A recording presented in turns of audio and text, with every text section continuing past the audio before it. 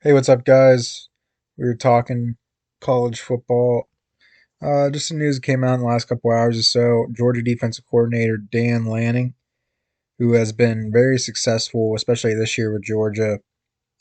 And I think that this is a good hire if they do indeed hire him.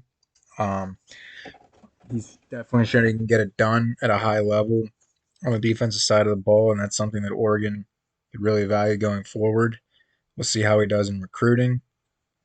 We'll see how he does uh, game management wise once he gets the um, main man job. He's not going to be Kirby Smart.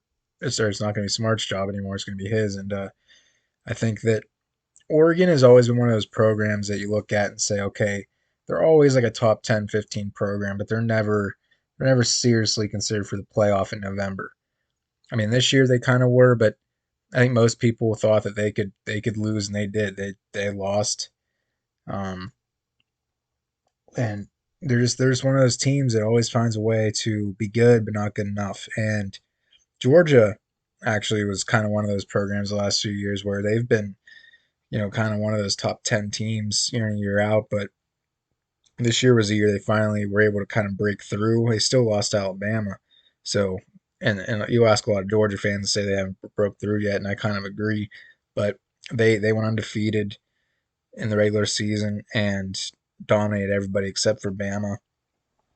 And a lot of that credit should be to Lanning, and I really think that Oregon could be getting a good guy here. I don't know if they'd rather have Mario Cristobal or not.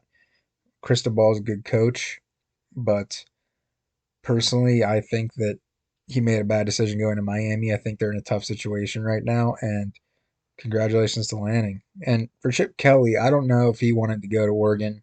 I know Oregon apparently was talking to him a bit or whatever, but he had a solid year at UCLA this year, and he's slowly been building that team. We'll see how it looks next year in the next couple of years.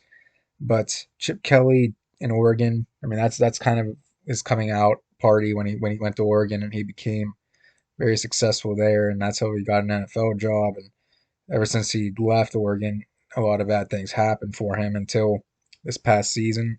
I would say his reputation was kind of down the tubes, but he's gained some credit back, and uh, I kind of would have liked to see a reunion with him in Oregon. I think he almost like belongs in an Oregon hat, but that won't happen. It looks like. But we'll see what happens with these programs moving forward. College football is always interesting. It's crazy. It's probably the craziest sport in the world, and that's why I love it.